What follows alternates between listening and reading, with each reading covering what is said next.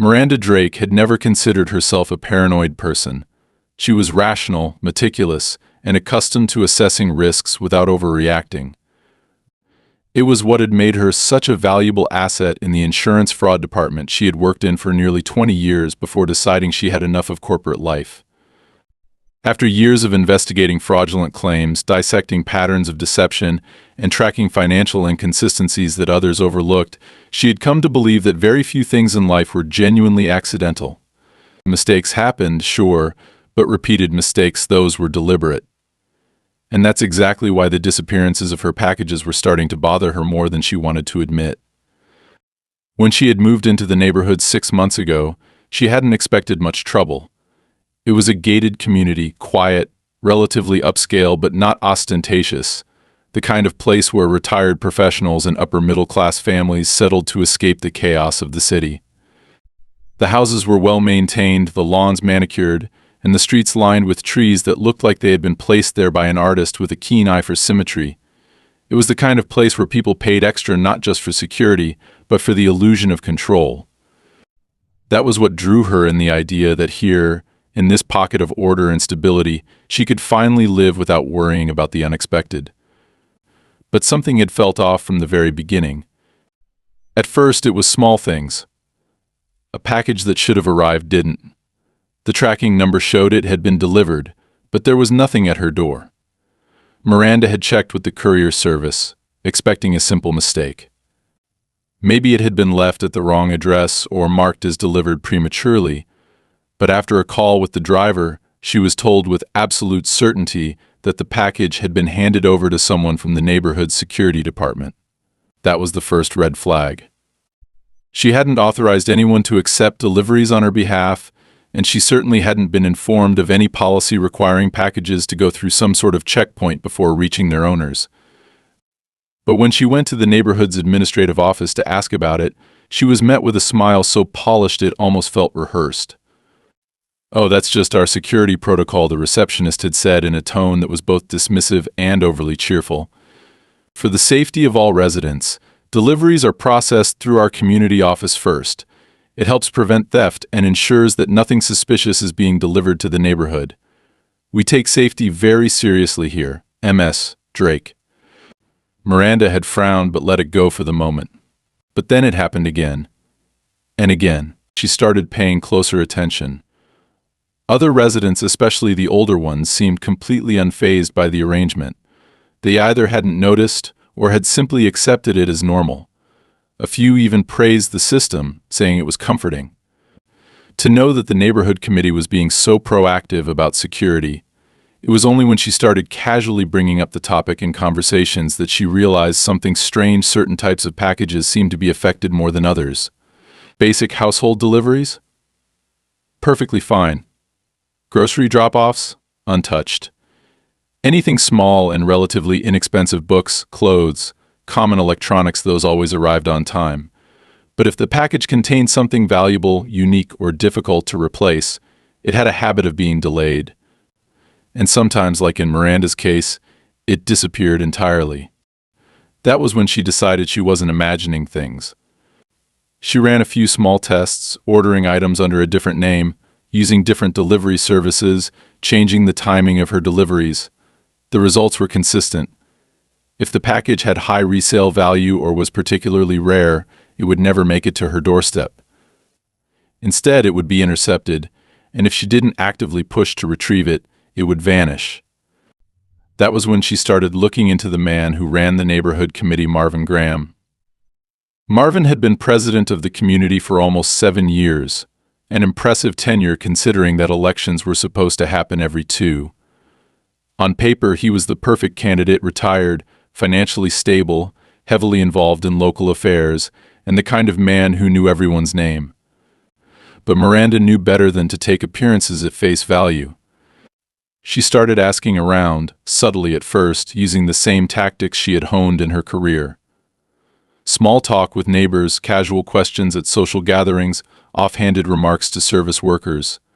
The pieces started coming together. Marvin had a reputation for being efficient, which was a polite way of saying he was controlling. He had a say in almost everything, from landscaping decisions to security policies, and he had a way of making people believe that his choices were in their best interest, even when they weren't. More interestingly, he had once been a logistics manager for a shipping company, a position he had abruptly left under circumstances no one seemed to know much about. That was enough for Miranda. She didn't believe in coincidences, but she also knew better than to make accusations without proof. If Marvin was behind the missing packages, he wasn't working alone. A system like this required more than just one person. That meant there were people in administrative roles, security personnel, maybe even a few residents who benefited from the arrangement. She needed to be careful. And more importantly, she needed to be smart. Because one thing was becoming clear: whoever was running this scheme wasn't just taking things at random. It was organized, methodical. And that meant if she pushed too hard, she wouldn't just lose a few packages. She'd be making herself a target. But then Miranda had never been the type to back down from a fight. Miranda had always believed that if something felt wrong, it usually was. It was a lesson she had learned early in her career, long before she had the experience to back it up with hard facts. People who committed fraud didn't always think they were criminals. They justified their actions, made excuses, told themselves they weren't really hurting anyone. The trick was never to look at what they said, but rather at what they did. And right now, Marvin Graham's actions were speaking louder than any polished speech about community safety ever could. She decided that if the office wasn't going to be honest with her, she needed to push harder. When her latest package, a limited edition antique watch she had purchased from a private seller, failed to arrive, she didn't go straight to the administrative office.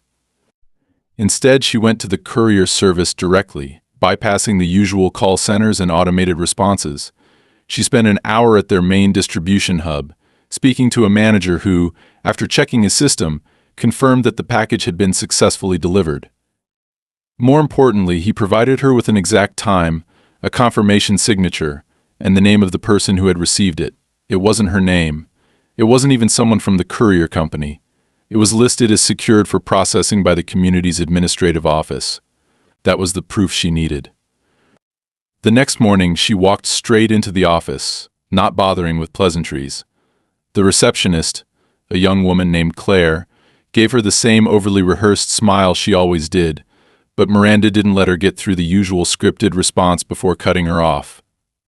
"My package was delivered 2 days ago," she said flatly, placing a printed copy of the courier's confirmation on the counter. "I'd like it back. Now." Claire's smile flickered just slightly, the first real crack in her usual mask of polite indifference. "Oh, well, let me check with our security team." "Don't bother," Miranda interrupted. "I already know where it is. It was signed for and received by this office. So you have two choices. You can either hand it over right now, or I can call the police and report it stolen." Claire hesitated. A beat too long. Then, just as Miranda expected, she tried to recover. I don't have access to those deliveries personally. Only Mr. Graham handles high-value items. If you'd like, I can arrange an appointment." "I'll wait," Miranda said, crossing her arms. That was when Claire's demeanor shifted. The fake customer service tone drained away, replaced by something cooler, more calculated. Miranda recognized the look instantly. It was the same expression people had when they realized they were dealing with someone who wouldn't be easily brushed off. "You might be waiting a while," Claire said, her voice quieter now. Miranda leaned in just slightly, lowering her voice to match. "That's fine. I'm very patient." Claire didn't respond. Instead, she stood up and disappeared into the back room, leaving Miranda standing there, gripping the edge of the counter just hard enough to keep herself from showing frustration. When Claire returned a few minutes later, she wasn't alone. Marvin Graham stepped out of his office with the smooth confidence of a man who had never been told no. He was tall, impeccably dressed, with the kind of easy charisma that made people trust him without realizing why. His expression was carefully neutral, but his eyes were sharp, assessing her with the same quiet scrutiny she was using on him. "Ms. Drake," he greeted, his voice warm but measured. "I understand there's been some confusion regarding a delivery." "No confusion at all," Miranda replied. "I know my package was received here. I'd like it back." Marvin exhaled a quiet chuckle. shaking his head as if they were discussing something far less serious than theft. I'm afraid that's not quite how it works. As you know, all high-value deliveries are held for inspection before they're released. It's a matter of protocol. And how long does that inspection process usually take? Miranda asked, tilting her head. Marvin offered an apologetic shrug. It varies. We have a backlog at the moment. Some deliveries take longer than others. Interesting, Miranda said, because my neighbor ordered a new set of golf clubs last week. They arrived the same day and were waiting on his doorstep by the afternoon. So why is it that some packages go straight through while others, like mine, just disappear? Marvin's expression didn't change, but Miranda saw the flicker of irritation in his eyes, the briefest sign that she was pushing buttons he didn't like. MS. Drake, I can assure you, nothing has disappeared. Your package is simply in holding, like many others. If you'd like, I can personally ensure it's processed as soon as possible. I'm sure we can clear this up without any unnecessary escalation. Unnecessary escalation, Miranda repeated, nodding slowly. See, that almost sounds like a threat. But I'm going to give you the benefit of the doubt and assume you didn't mean it that way. I'll tell you what, I'll come back tomorrow morning, and if my package isn't here, then we can discuss escalation. Fair. Marvin smiled, but it didn't reach his eyes. Of course, we're all neighbors, after all. No need for hostility. Miranda smiled back just as insincerely. I couldn't agree more. She turned and walked out without another word, but she could feel Marvin watching her the entire way. That night, Miranda sat at her desk and laid everything out in front of her. Courier logs, delivery records, the list of missing packages she had compiled from casual conversations with neighbors. She had pieces of the puzzle, but she was still missing one thing: where were the packages actually going? She considered her options. Calling the police wasn't out of the question, but she knew that without concrete evidence, it would be dismissed as a civil dispute. Even if they took a report, they wouldn't investigate beyond a few routine questions. She needed something more. That was when she had an idea. The next morning, instead of going straight to the office, she took a detour. She parked 2 streets over and watched. Marvin arrived first, just after 8, walking in with his usual easy stride. A few minutes later, a delivery van pulled up, one of the usual services used by the neighborhood. A driver stepped out, carrying several boxes, and walked into the office. But what caught Miranda's attention was what happened next. 15 minutes later, a black SUV pulled up behind the office, an entrance not visible from the main street. A man got out, popped the trunk, and a worker from inside carried out 2 packages, loading them in without a word. The man closed the trunk, got back in the SUV, and drove off. Miranda's pulse quickened. It wasn't just about security inspections. They were moving stolen goods. She had just found the missing link. Miranda sat in her car, gripping the steering wheel tighter than necessary, her thoughts racing. She had spent years analyzing deception, but something about this scheme unsettled her in a way she couldn't shake. It wasn't just greed. It wasn't just petty theft. There was something more deliberate at play, something bigger than one man pocketing expensive deliveries. Marvin Graham wasn't a desperate opportunist skimming from the top. He was operating with precision, moving goods in a manner that suggested this was a well-practiced system. The SUV had come and gone in minutes, as if it had been part of a carefully planned routine, and she had a sick feeling in her gut that this wasn't the first time it had happened. She forced herself to take a deep breath, letting the air fill her lungs before exhaling slowly. It was a technique she had learned when dealing with hostile fraud suspects. Control your body first, and your mind will follow. There was no use in panicking, no point in jumping to conclusions without evidence. What she needed now was proof. Not suspicions, not theories, hard, undeniable proof. Her first instinct was to follow the SUV, but she quickly dismissed the idea. She had no backup, no way to intervene if things escalated, and no legal authority to track the vehicle beyond curiosity. Instead, she decided on a more methodical approach. The delivery logs. If Marvin was siphoning off packages, there had to be records, discrepancies, something that would reveal the scale of what was happening. But getting her hands on those records wouldn't be easy. She knew better than to break into the office. There were security cameras, and if Marvin was half as paranoid as he seemed, there were probably logs of who accessed what. A direct confrontation wouldn't work either. He was too careful to slip up under pressure. That left her with one option: leverage. And leverage came from people who had something to lose. Claire. Kaz. The receptionist wasn't high enough in the hierarchy to be an active player, but she was close enough to see what was going on. More importantly, she was young, inexperienced, and had hesitated when Miranda pressed her. That hesitation meant she wasn't completely comfortable with what was happening, and discomfort could be turned into an opportunity. Miranda waited until late afternoon before returning to the office, timing her arrival when most of the administrative staff would be wrapping up their day. The lobby was quieter, the usual hum of neighborhood chatter replaced with the distant sound of a printer spitting out documents behind the reception desk. Claire was alone, typing on her computer, but when she saw Miranda enter, her fingers stilled over the keyboard. "I'm not here to cause trouble," Miranda said smoothly, approaching the counter. "I just have a few questions. Off the record." Claire's expression was guarded, but Miranda caught the flicker of nerves in her eyes. "I already told you, I don't handle deliveries directly." "I know. And I believe you," Miranda said, lowering her voice just enough to create a sense of secrecy, "which is why I need your help. I think something illegal is happening here, and I think you know more than you're willing to admit." Claire's face tightened, her hands gripping the edge of the desk as if she needed something solid to hold on to. "I don't know anything," she muttered. Miranda leaned in just slightly, keeping her tone gentle but firm. "You don't have to say anything. Just listen. I saw what happened this morning.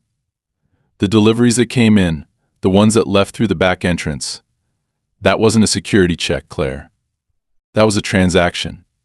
Someone is taking packages that don't belong to them. And I don't think this is the first time." Claire's breath hitched just slightly. It was barely noticeable, but Miranda had spent years studying micro-expressions, and this one was clear she had hit a nerve. "You don't understand," Claire whispered. "I can't. I'm not asking you to do anything dangerous," Miranda said quickly. "But I need to know, has this been happening for a long time?" Claire hesitated. Then, almost imperceptibly, she gave a single nod. "Bingo." Miranda exhaled, keeping her relief contained. "And Marvin is in charge of it." A longer hesitation. Then, another nod that confirmed it. But before she could press further, the front door swung open. Marvin Graham strode in, his expression carefully controlled but his eyes locking onto Miranda with just a little too much interest. Claire stiffened instantly, her face returning to its usual professional mask as she busied herself with paperwork. "MS," Drake Marvin greeted, his voice smooth. "Back so soon." Miranda turned, schooling her features into something neutral. "I just had a few more questions about the package situation." "Of course you do," Marvin said, his smile never wavering. "And as I told you before, we're handling it. In fact, your missing delivery should be available for pickup first thing tomorrow." "Convenient." Miranda held his gaze, knowing this was a test. If she pushed too hard now, he would shut her out completely. If she backed off, he would think she had given up. She needed to find the balance. "I appreciate that," she said finally. "I'll be here first thing." Marvin's smile didn't falter, but she saw the brief flicker of something in his eyes. Curiosity? Suspicion? It was impossible to tell. She nodded politely at Claire before walking out, keeping her pace measured, her posture relaxed. But the moment she was out of sight, her mind was racing. Marvin had just tipped his hand. The fact that he had suddenly decided to release her package meant one of two things: either he wanted to pacify her, or he had realized she was getting too close and was trying to make her feel like she had won. Either way, it meant he was aware of her digging. That made him dangerous. She needed to escalate this carefully. That night, Miranda started working through her next step. If Marvin was selling stolen goods, someone had to be buying them. That meant money trails, records, and potentially even local businesses that could be tied to the transactions. She started combing through online marketplaces, looking for any high-value items that matched descriptions of what had gone missing, and then she found it, a listing. It was subtle, buried under dozens of similar posts, but the details were specific enough to catch her eye. A rare collector's watch, the exact model she had ordered, slightly below market price, listed by a seller with a history of unopened luxury items. She clicked on the seller's profile, feeling her pulse quicken. The location wasn't far. Whoever was behind this wasn't operating from a distance. They were local, and that meant Marvin wasn't just selling stolen packages. He had built a full-scale operation. Miranda sat in front of her laptop, the glow of the screen casting shadows across her face as she scrolled through the seller's listings. The watch wasn't the only suspicious item. There were electronics brand-new tablets, smartphones still in their original packaging, designer clothing with tags attached. The seller, operating under the username Prime Exclusive Deals, had been active for nearly 2 years, posting a steady stream of high-value goods, all at prices just low enough to attract buyers without raising red flags. But what stood out the most was the location. Less than 10 miles from her neighborhood. The operation wasn't just local, it was dangerously close. She traced the account through transaction records, digging into public feedback from past buyers. Most were satisfied, leaving generic reviews about fast shipping and great deals, but a few comments hinted at something more. Buyers who had questioned authenticity, others who claimed their items had arrived in unexpected packaging, some who had received goods marked with unfamiliar return labels. It was enough to confirm what she already suspected: this wasn't just a side hustle. It was a full-scale reselling operation, moving stolen goods through an online marketplace under the guise of liquidation sales. And if the seller was local, that meant there was a direct link to Marvin. Miranda leaned back in her chair, rubbing her temples as she pieced it together. Marvin wasn't just hoarding packages, he was running a pipeline, intercepting valuable shipments, laundering them through a fake business, and selling them to unsuspecting buyers. But the real question wasn't how, it was who. Who else was involved? Who was handling the logistics? Who was making sure packages disappeared from the system without a trace?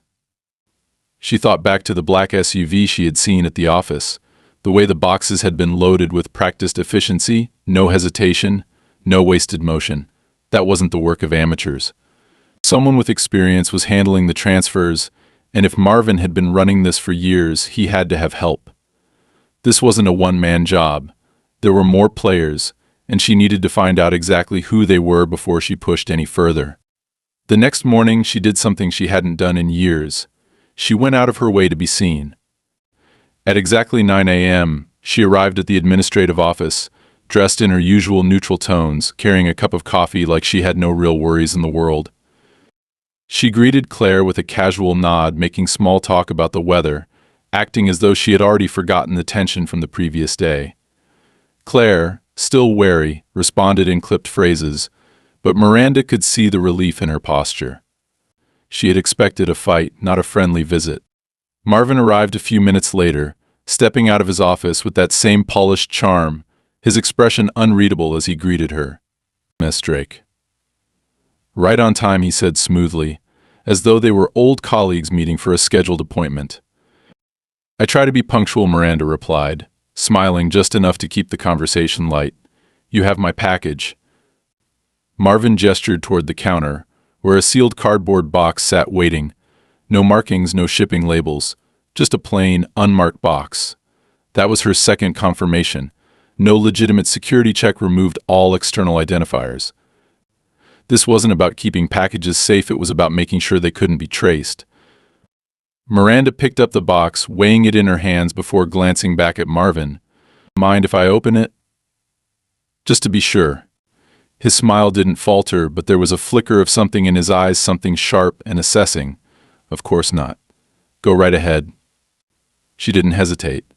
She pulled the tape free, lifting the lid to reveal the watch inside, resting in its original case, untouched. It was almost disappointing.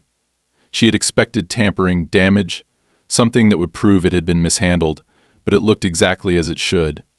"See," Marvin said, his tone light. "All accounted for. Just a little delay in processing, that's all. Miranda let out a small chuckle, shaking her head. You run a tight ship, I'll give you that. Marvin placed his hands on the counter, leaning in slightly, lowering his voice. I try. But tight ships don't work if people start making waves.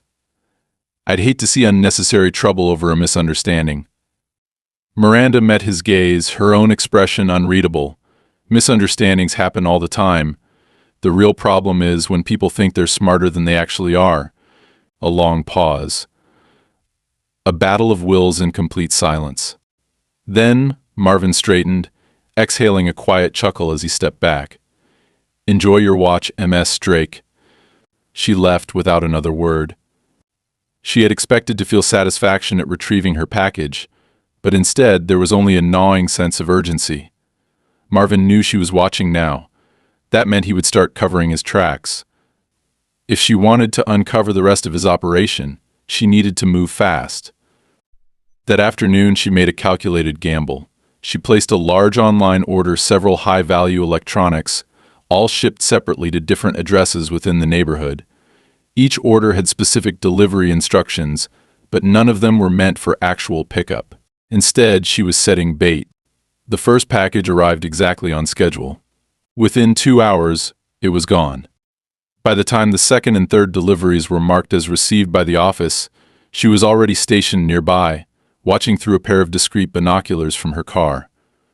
Just as she suspected, none of the packages were actually processed for security inspection. Instead, they were moved directly into the back storage area, where only Marvin and a select few had access. Then came the real test. She had placed one final order, an expensive, rare brand tablet, addressed not to herself but to a non-existent resident at an empty lot under construction. There was no way for the committee to claim ownership of the package under standard security protocol. The moment it was delivered, she called the office, posing as the recipient. Hi, this is Ashley Perkins. I think my package might have been sent to the wrong address. It says it was signed for by your office. The response was immediate. I'm sorry, Ms. Perkins, but we have no record of that package. Are you sure it wasn't misdelivered elsewhere? Miranda smiled to herself. Positive. I'll come by later to check, just in case. She never showed up. Instead, she waited. By nightfall, she was back in her car, watching from a distance as a familiar black SUV pulled up to the office's side entrance. The same driver from before stepped out, moving quickly, efficiently. Within minutes, the tablet her deliberately planted bait was loaded into the vehicle, disappearing into the darkness. And just like that, she had her confirmation. They weren't just intercepting deliveries, they were stealing them on command. Miranda had been in high-pressure situations before, but there was a difference between analyzing risk from a desk and stepping directly into a dangerous situation. She had spent years uncovering financial fraud, exposing loopholes, and dismantling schemes from the safety of an office, where the worst consequence was a disgruntled executive making empty legal threats. But this was different. This wasn't a scam running through bank transfers or falsified reports. This was theft, organized and methodical, run by people who weren't afraid to operate in plain sight. And now they knew she was watching. She had seen it in Marvin's eyes the last time they spoke, the way his expression had cooled, the way his words had sharpened just enough to hint at a warning. It wasn't open hostility yet, but it was the kind of veiled threat that said she was becoming a problem, and problems didn't last long in places like this, which meant she needed to act before they did. Her first move was to trace the black SUV. She hadn't followed it before because she knew it was a risk, but at this point, waiting was more dangerous than acting. That night, she parked 2 streets down from the office, blending into the row of cars near the park entrance. The area was dimly lit, just enough to keep her in the shadows without losing visibility. It took hours, but just after midnight the SUV returned. It pulled up to the side entrance like clockwork, and 2 figures stepped out. One was the driver, a man built like someone who had done physical labor his whole life, his movements precise and deliberate. The second was someone new, younger, leaner, dressed in dark clothes that made him blend into the night. They moved quickly, transferring boxes from inside the building into the trunk with the efficiency of people who had done this 100 times before. Miranda gripped the steering wheel, forcing herself to stay calm. This was her chance. As soon as they drove off, she followed. She kept her distance, letting other cars slip between them whenever possible, never tailgating, never making it obvious. She knew the route well enough to predict where they might go, but the moment they passed the highway entrance, her stomach tightened. They weren't heading toward a warehouse or an industrial area like she had expected. They were heading into the city. This wasn't a simple reselling operation running out of a storage unit. This was bigger.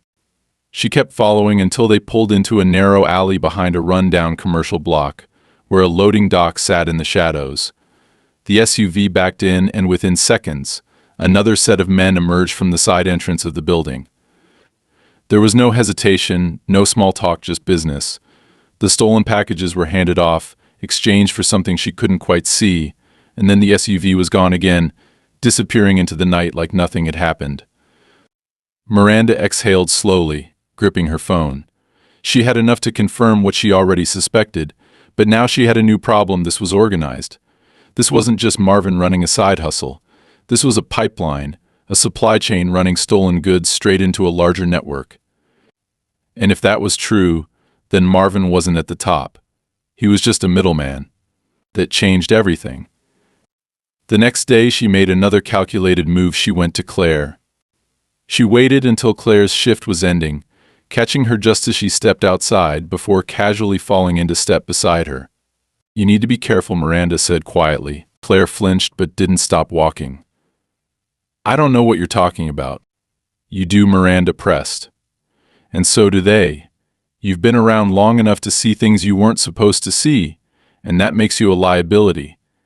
If something goes wrong, they're going to pin it on you." Claire swallowed hard, her fingers tightening around her bag strap. "How long have you known?" Miranda asked, her voice softening. Claire hesitated, then whispered, "Too long." Miranda nodded, keeping pace with her.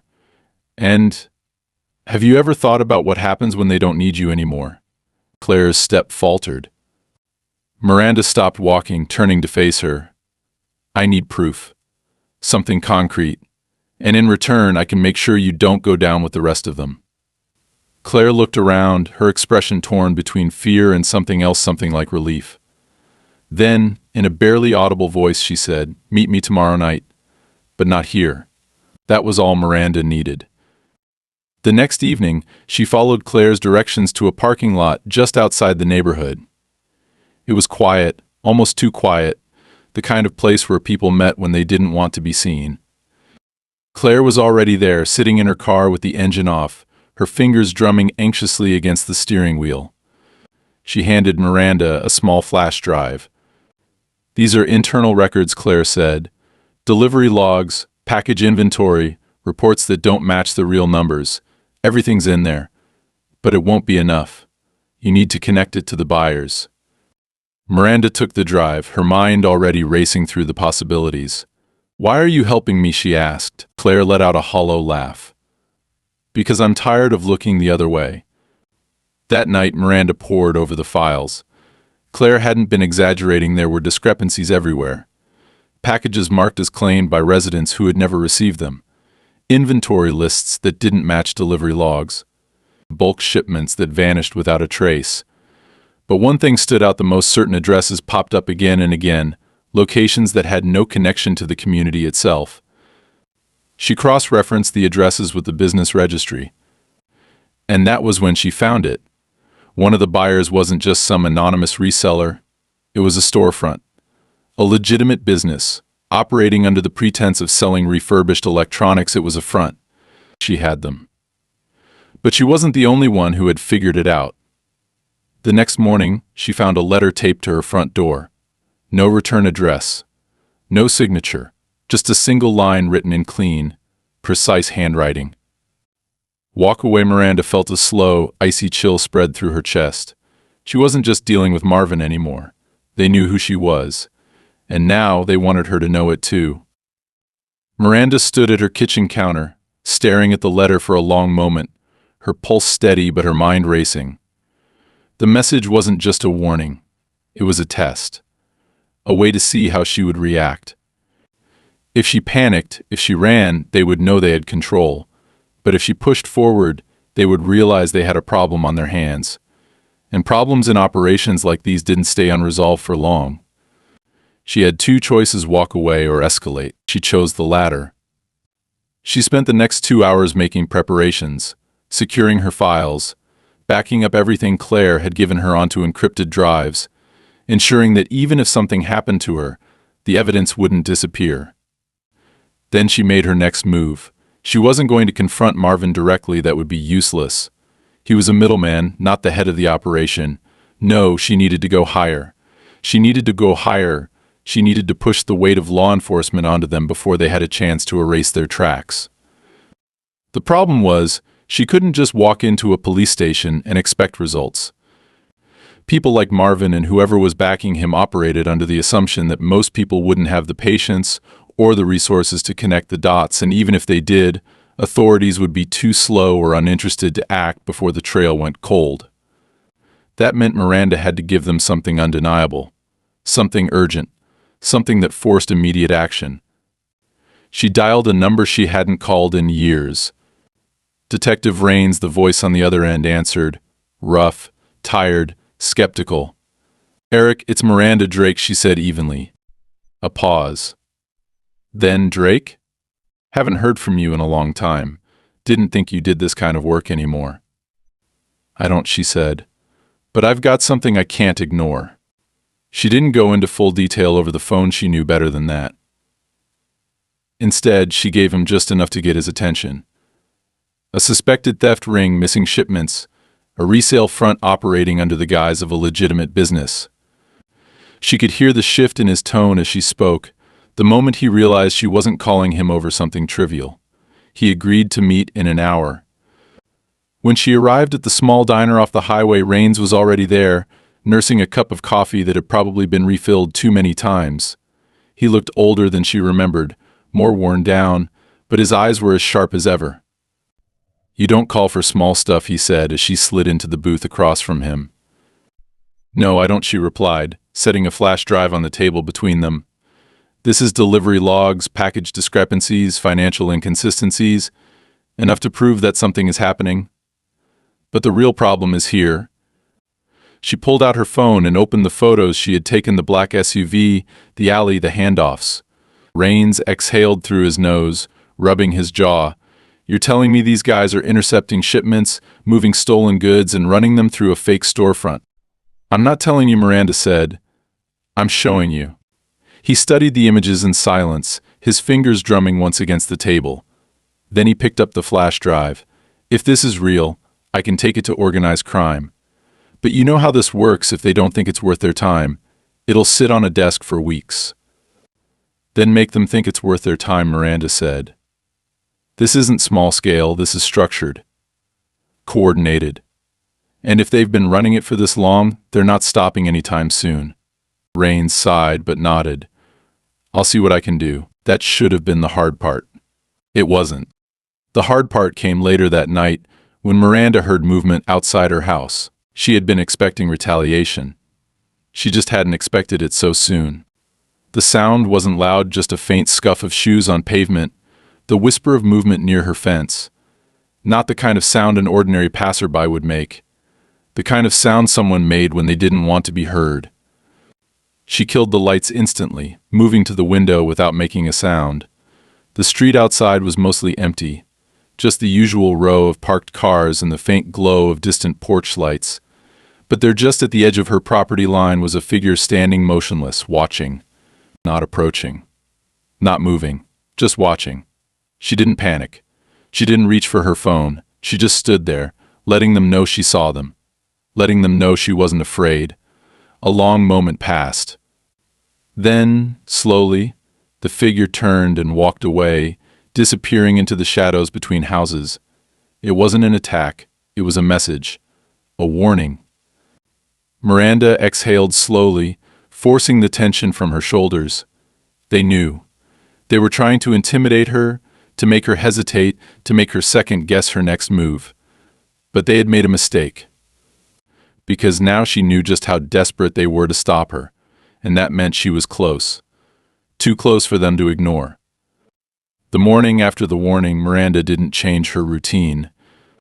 She wanted them to think she was rattled, maybe even scared enough to reconsider whatever she had set in motion. But if she acted differently, if she hesitated, if she stayed home longer than usual or suddenly changed her habits, they would know their message had landed.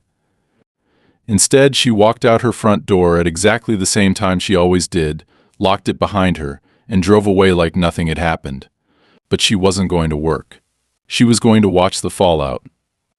She had no way of knowing if Rains had managed to get law enforcement to take action this quickly, but she knew that pressure, once applied, didn't ease up. Someone inside Marvin's operation was going to crack, whether it was today, tomorrow, or next week. He had been running this scheme for years, relying on the fact that no one in the neighborhood would ever challenge him. The moment someone did, the entire structure would start to shake.